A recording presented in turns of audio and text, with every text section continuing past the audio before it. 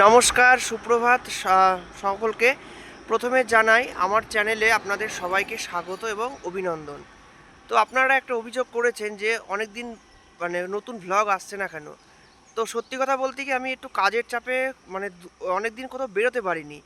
তো আজ যেহেতু ছুটির দিন তাই ভাবছি কোথাও একটা যাব এবং আপনাদের সামনে ভ্লগটা তুলে ধরবো। তো আজকে আমি যাব যে জায়গাটা, সেটা আমি প্রথমবার যাচ্ছি। এটা হচ্ছে আপনার সুন্দরবন, দক্ষিণ চব্বিশ পরগনার। তো সুন্দরবনের কথা আমি কিন্তু আপনার বইতেই পড়েছি, কারণ সুন্দরবনের যে ফিচার্স বলুন, সুন্দরী গাছ থেকে তো সুন্দরবনের নামকরণ, এছাড়া ওখানকার নদ নদী যেমন পিয়ালি, মাতলা, সুন্দরবনে আতঙ্ক বলা হয় যেহেতু মাতলা নদী, গোসাবা, ওখানকার যে মৎস্যজীবী বলুন, ওখানকার মানুষের জীবনযাত্রা, এছাড়া কিছু সাইট সিন প্রভৃতি, মোট কথা সুন্দরবনের যে ব্যাকগ্রাউন্ড তা কিন্তু আমি ভ্লগের মাধ্যমে তুলে ধরবো এবং আপনারা কিন্তু অবশ্যই ভ্লগটা দেখবেন। তাই সকাল সকাল বেরিয়ে পড়েছি। আর এখন আমি দাঁড়িয়ে আছি কিন্তু আমার যে কৃষ্ণনগর থেকে একটু দূরে। আমি মর্নিং ওয়াক করতে এসেছি, ভাবছি এখান থেকেই বাড়িতে যাব, ফ্রেশ হয়ে যাব। তো আর সময় নষ্ট করব না, চলুন যাওয়া যাক। সঙ্গে থাকুন। আর আজকের ভ্লগটা কিন্তু ইন্টারেস্টিং হতে চলেছে, আপনারা অবশ্যই দেখুন, সঙ্গে থাকুন আর এনকারেজ করবেন আমাকে। নমস্কার বন্ধুরা, এখন আমি চলে এসেছি ক্যানিংয়ের যে সোনাখালি ঘাট যাওয়ার যে রাস্তা সেটা। আর এইখানে আমি জাস্ট ক্যানিং থেকে এসে নেমে আপনার যে টোটো করে লঞ্চ ঘাটের দিকে যাচ্ছি। তো এত সুন্দর প্রকৃতি যে এখানে কিন্তু লঞ্চ তৈরি হচ্ছে। তো এত সুন্দর প্রকৃতিটা অপরূপ, একটা মনোরম, যে আপনাদের সঙ্গে তুলে ধরতে বাধ্য হলাম। তো দেখতেই পাচ্ছেন পিছনে ভিউটা কতটা সুন্দর। আর এবার আমরা আস্তে আস্তে ধীরে ধীরে কিন্তু লঞ্চ ঘাটের দিকে যাব। তো সুন্দরবন সফরের প্রথম দিন কীরকম লাগছে আপনারা কিন্তু এই ভ্লগে অবশ্যই দেখবেন। আর চোখ মুখ থেকে বুঝতেই পারছেন আমরা কিন্তু ভোরবেলা বেরিয়েছি। আর ট্রেনে এইদিকে ট্রেন রীতিমতো কিন্তু যুদ্ধ করে আসার মতো। তো আর সময় নষ্ট করব না, চলুন সামনের দিকে যাওয়া যাক, সঙ্গে থাকুন। আমরা একটা ব্রিজ দেখতে পাচ্ছি মাতলা নদীর উপর।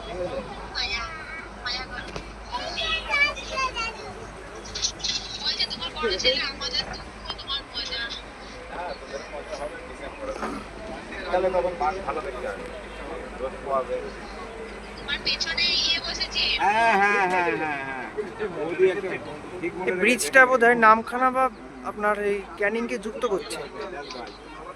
খুব সুন্দর ভিউটা আপনারা একটু দেখুন। এই যে সুন্দরী গাছের জঙ্গল,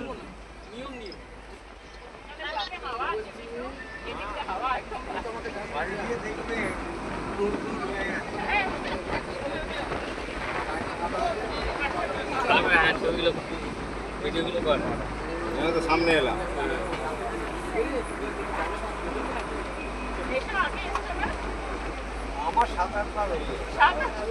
বন্ধুরা এখন কিন্তু আমি চলে এসেছি একদম সুন্দরবনের মধ্যখানে। দেখতেই পাচ্ছেন সামনে যে জঙ্গলটা রয়ে দেখাবো, ওই যে দূরে সুন্দরবনের যে মেন আপনার সুন্দরী গাছের নাম অনুসারে এই জায়গাটার নামকরণ আমরা পাঠ্যপুস্তকে পড়েছি। আর তো ভিউটা এতটাই সুন্দর, আমি একটু চারপাশটা ঘুরিয়ে দেখাবো আপনাদের, একটু দেখবেন কীরকম লাগে। আর ওই যে সামনে অনেকগুলো লঞ্চ দাঁড়িয়ে রয়েছে, আমাদের প্রথম লঞ্চটাই কিন্তু আমাদের রেলস, যেটা এই যে এটা আমাদের লঞ্চ। লোকজন আসছে এক নাগারে।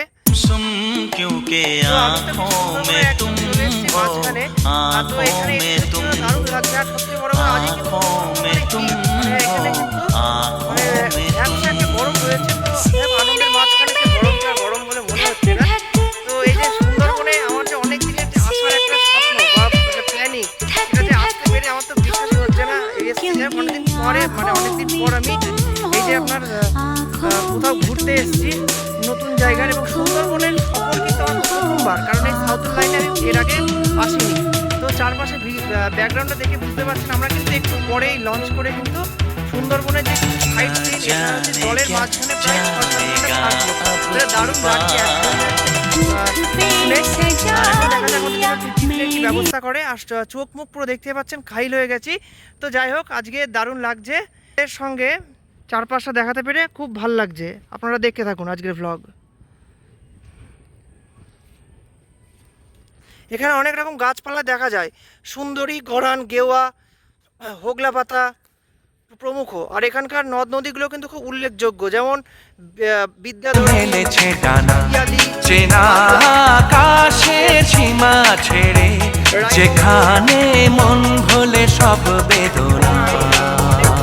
4-5 ঘন্টা হলো লঞ্চে আছি এবং সোনাখালী ঘাট ছাড়িয়ে আমরা যাচ্ছি গোসাবার দিকে। আর এই যে উপকূলবর্তী অঞ্চলের যে ভিউ তথা গ্রামগুলো আপনাদের সামনে একটু ক্যামেরায় দেখাচ্ছি, আপনারা একটু দেখবেন।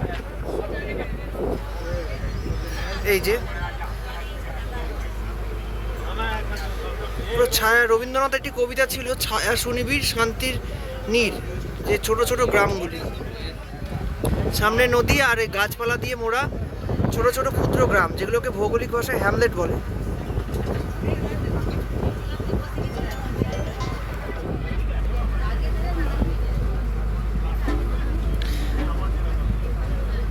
দূরে একটা যে ব্রিজ দেখা যাচ্ছে, এটা কিন্তু বাসন্তী ব্রিজ।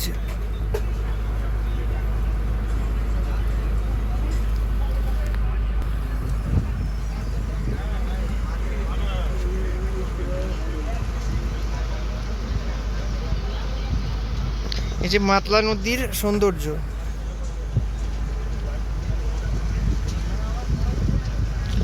এই যে সামনে কিন্তু ছোট ছোট যে হ্যামলেট গ্রামগুলো রয়েছে এবং দূরে কিন্তু আমরা গোসাবার দিকে যাচ্ছি।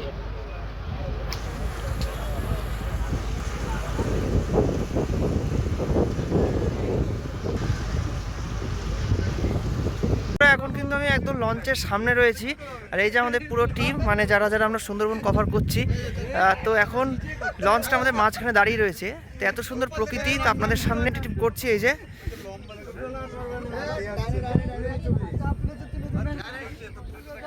এই সাইডে যাচ্ছে আপনার ডান দিকেরটা গোসাবার দিকে, আর সামনে হচ্ছে আপনার সোনাখালী ঘাট ছাড়িয়ে আসলো। তো এই যে মাতলা নদীর উপর আমরা দাঁড়িয়ে রয়েছি, আপনারা ভিডিওটা অবশ্যই দেখবেন।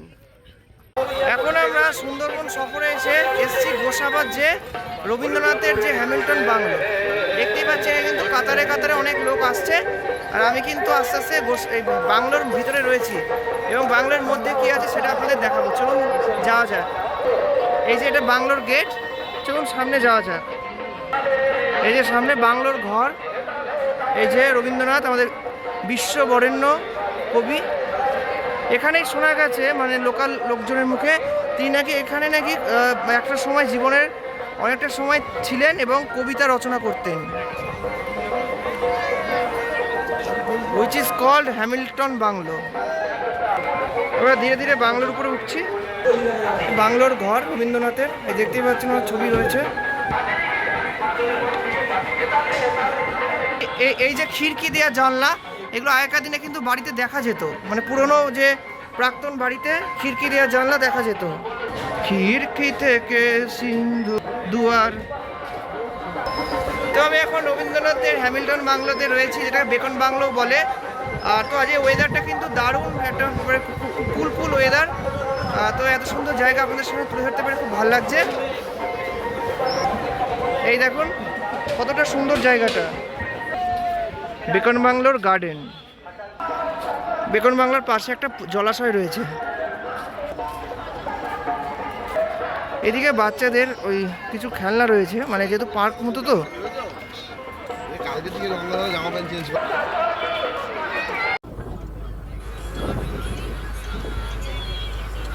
আমরা দেখতে পাচ্ছি সামনে কিন্তু একজন ভদ্রমহিলা ওনার মাছ ধরার কাজে ব্যস্ত। আর যেহেতু এটা উপকূলবর্তী জেলা, মানে মেদিনীপুর বলুন, দক্ষিণ 24 পরগনা, বেশিরভাগই সব এখানকার প্রধান জীবিকায় কিন্তু মৎস্য শিকার। তাই আপনাদের সামনে দেখাবো, এটা দেখুন। এই যে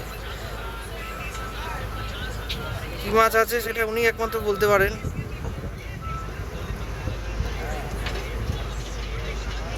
এছাড়া জায়গা বিশেষে খাড়ি করে কিন্তু মাছ চাষ করা হচ্ছে।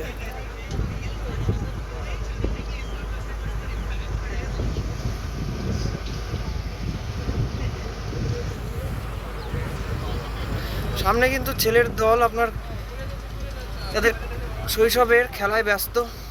আর এই বাড়িটা দারুণ লাগছে, জাস্ট নদীর ধারে এরকম মাটির বাড়ি, এক কথায় কিন্তু অসাধারণ।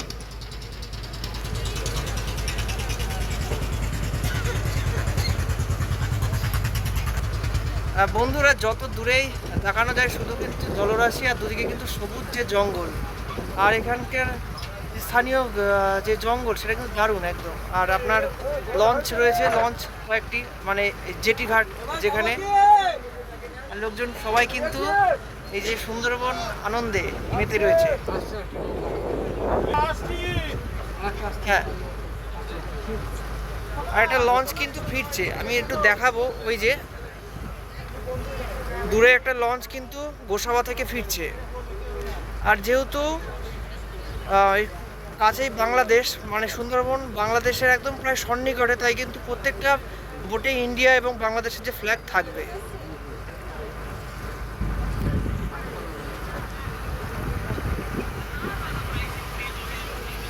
দারুণ এনজয় করছি আজকে।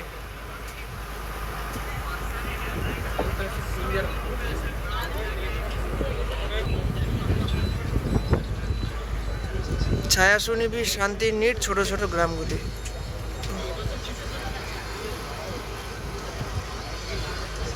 এই যে সেই লঞ্চ,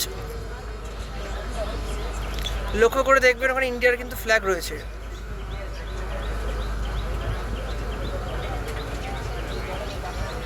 জাস্ট ভিউটা একবার দেখবেন আপনারা।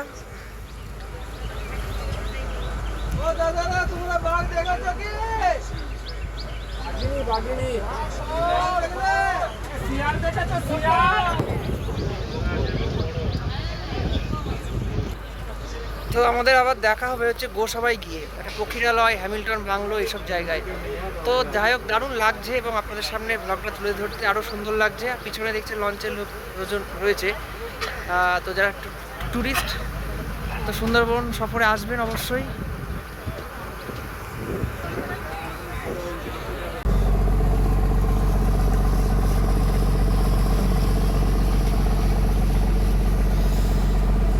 এই যে সামনে যে জায়গাগুলো দেখছেন, এগুলো কিন্তু নেট দিয়ে ঘেরা আছে, কারণ এখানকার কিন্তু এটা টাইগারল্যান্ড যেহেতু অঞ্চল, এবং এখন ভাটার সময়, তাই কিন্তু জল কমছে।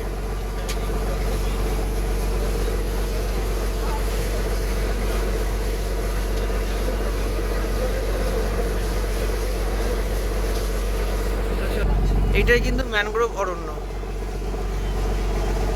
কতটা সুন্দর জায়গাটা, এখানে বাঘের ছাপ কিন্তু দেখা যায়।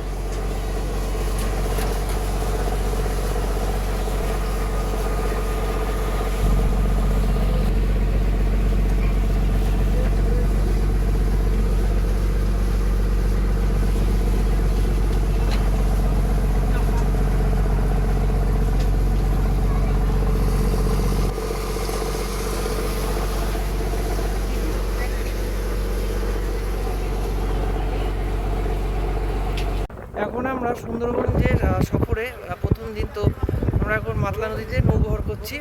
দেখতে পাচ্ছেন এই যে লঞ্চে করে, এই যে দূরে ম্যানগ্রোভের জঙ্গল, যত দূর দেখা যাচ্ছে শুধু জলরাশি।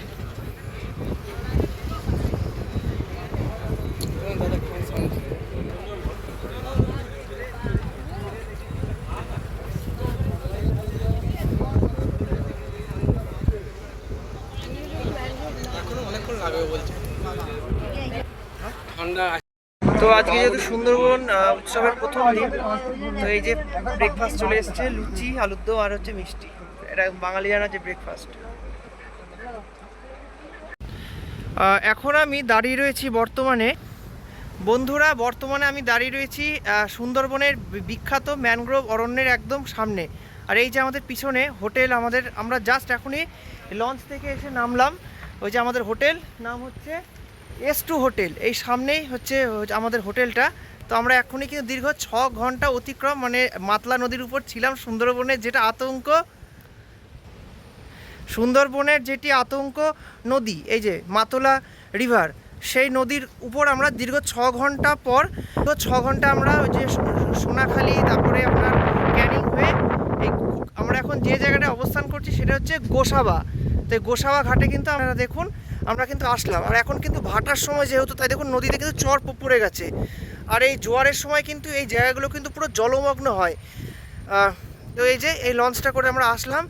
আর এই যে হোটেলের লোগো, এখান থেকে হোটেল জাস্ট একটুখানি তো আমি একটু চারপাশটা আমাদের দেখাবো ঘুরিয়ে, কতটা সুন্দর এবং একটা মনোরম সৌন্দর্যময় পরিবেশ। দেখুন চারদিকে আমরা ভূগোলের বইয়ে পড়েছি যে সুন্দরবনের সুন্দরী গড়ান, গেওয়া, হোগলা পাতা, এছাড়া আরও বিভিন্ন রকম যে ম্যানগ্রোভ উদ্ভিদ দেখা যায়। তো এগুলো আজকে চাক্ষুষ দেখতে পেয়ে কিন্তু খুব ভালো লাগে, মানে সত্যি মানে চারপাশে শুধু জঙ্গল আর জঙ্গল ম্যানগ্রোভের, আর সামনে দিয়ে বয়ে যাচ্ছে হচ্ছে আপনার মাতলা নদী। সত্যি এটা কিন্তু দারুণ একটা সৌন্দর্যায়নের প্রভাব ফেলে।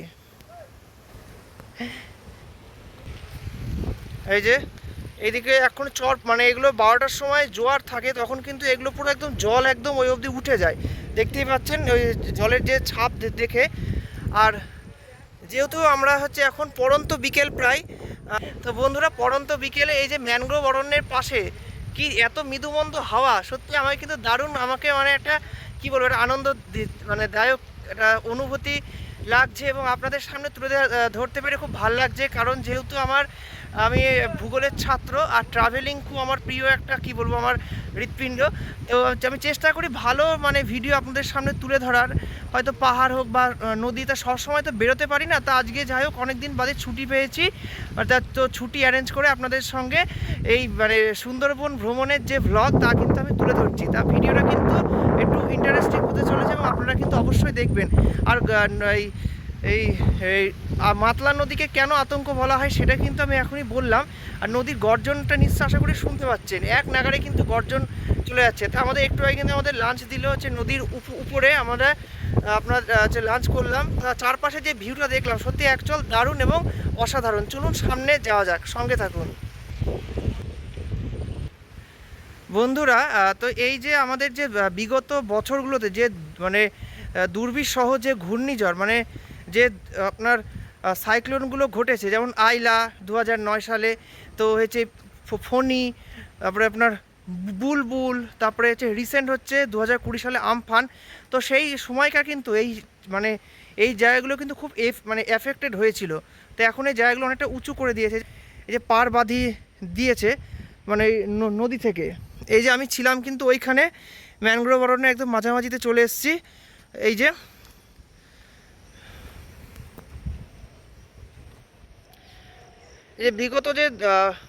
বিগত বছরগুলোতে যে ঘূর্ণিঝড়গুলো ঘটেছিল তাতে কিন্তু এই এলাকাগুলো কিন্তু খুবই এফেক্টেড, মানে ক্ষতিগ্রস্ত হয়েছিল।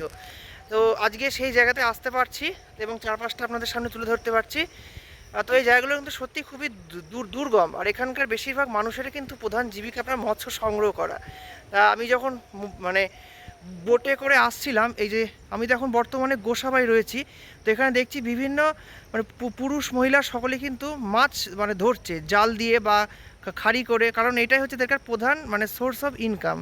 তো যাই হোক আমাদের নদিয়া ডিস্ট্রিক্ট বলুন বা মুর্শিদাবাদ, বীরভূম, এখানকার যে জীবনযাত্রা আর এখানকার যে উপকূলবর্তী জেলা জীবনযাত্রা কিন্তু অনেকটাই পার্থক্য। তো ভিন্ন যে বৈচিত্র্য সেটা আপনাদের সামনে তুলে ধরছি, তো আপনারা দেখতে থাকুন। এই যে সামনে সুন্দর যে জঙ্গলটা রয়েছে ম্যানগ্রোভ অরণ্যের, আর এখন কিন্তু রোদ এই আপ ডাউন করছে। একটু আগেই কিন্তু বিরাট রোদ ছিল, তো এখন যাই হোক রোদটা চলে গেল। আর এই যে জঙ্গলটা দেখুন একদম পুরো নিস্তেজ, শান্তময়, সবুজাময় হয়ে উঠেছে। এই যে আমাদের রিসর্টটা হচ্ছে আমার ডান দিকে, তো আমি যাব, আমি একটু সামনে আপনাদের একটুখানি দেখাবো যে সুন্দরী গড়ান, গেওয়া যে গাছগুলো আপনাদের সামনে তুলে ধরবো। দেখুন এই যে আমি যত দূরে এগিয়ে যাচ্ছি তত কিন্তু সবুজে পরিপূর্ণ এই জায়গাটা। গোসাবার এই যে আকন্দ ফুলের গাছ, এটা আমার বাড়িতেও রয়েছে। আর এই যে ম্যানগ্রোভ অরণ্য, এর হাওয়াটা কিন্তু দারুণ। ম্যানগ্রোভ অরণ্যের যে গাছের পাতাগুলোর যে মানে মনোরম হাওয়া, সেটা কিন্তু একদম দারুণ। সত্যি এই পড়ন্ত বিকেলা চোখ মুখ দেখে বুঝতে পারছেন খুবই কিন্তু টায়ার্ড, কারণ সেই ভোরবেলা ওঠা, তারপর এই ক্যানিংয়ে আসা, তারপর থেকে প্রায় 6 ঘন্টা জার্নি করে এই গোসাবাতে আসা, মানে সুন্দরবন এরিয়ায়। তো সত্যি কথা পরিশ্রমও যায়, আপনাদের জন্য কষ্ট করে ভ্লগগুলো বানাই। তো আপনারা অবশ্যই দেখবেন এবং কমেন্টে জানাবেন আপনাদের কীরকম অভিমত। তো আমি চেষ্টা করি ভালো কিছু আপনাদের সামনে তুলে ধরার মানে ভ্লগে। এই যে কিছু কলকে ফুলের মতো দেখতে কিছু মানে বিচিত্র ফুল এখানে কিন্তু রয়েছে। আর এইখানে চারদিকে কিন্তু আপনার মেন ব্যবসা কিন্তু হোটেলের ব্যবসা, আর এখানে এইসব দিকেও অনেক হোটেল রয়েছে। তো যেহেতু পর্যটকরা এসে থাকে, তো আমাদের হোটেল কিন্তু ওই সাইডে। আর এখান থেকে কিন্তু দেখুন ভিউটা কতটা সুন্দর লাগছে। এই লঞ্চটা আমার খুব পছন্দ হয়েছে। এটা একটা ছোট ভেড়ি, এখানে কিন্তু ওই যে আপনার লোকাল যে চিংড়ি বা আমুদি মাছ এগুলো কিন্তু চাষ করে।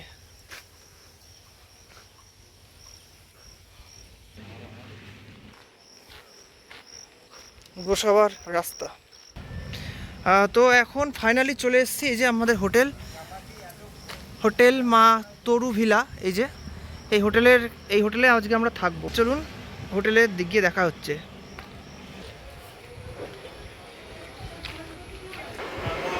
এখন আমি চলে আসলাম আমাদের এই যে সুন্দরবনে যে হোটেলটা দিয়েছে সেখানে।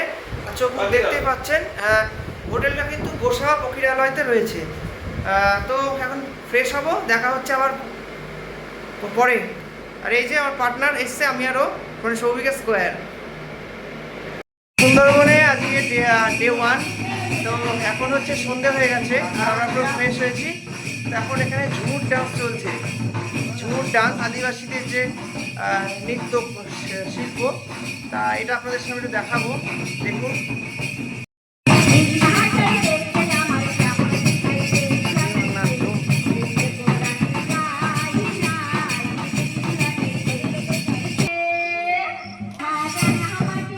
দারুণ গান এটা।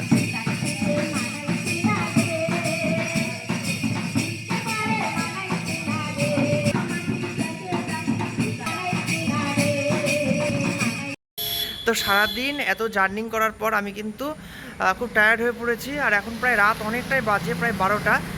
তো আজকের দিনটা কিন্তু খুবই মানে এনজয় হয়েছে, প্লাস হচ্ছে অনেকটাই কি বলবো, প্রকৃতিকে নতুন করে জানতে শিখেছি। কারণ আমরা বেসিক্যালি আপনার পাহাড়ে যাই, তো পাহাড় আর এই যে মানে উপকূল যেটা হচ্ছে ম্যানগ্রোভ, এই দুটো তো অনেকটাই পার্থক্য। তাই এখানকার ভূপ্রকৃতি, এখানকার লাইফস্টাইল, মানুষের সব কিছুই দেখলাম। তো খুবই মানে একটা অন্য মানে জগৎ বলতে পারেন। মানে যেহেতু মেরুর উত্তর আর দক্ষিণ থাকবেই, ঠিক সেরকম। তো আজকে সুন্দরবন সফরের প্রথম দিন কীরকম লাগলো তাই ভিডিওর মাধ্যমে আপনারা কিন্তু আমি তুলে ধরলাম। আপনারা কিন্তু অবশ্যই দেখবেন এবং আপনাদের কমেন্ট মতামত জানাবেন। শুভরাত্রি, ভালো থাকুন, নমস্কার।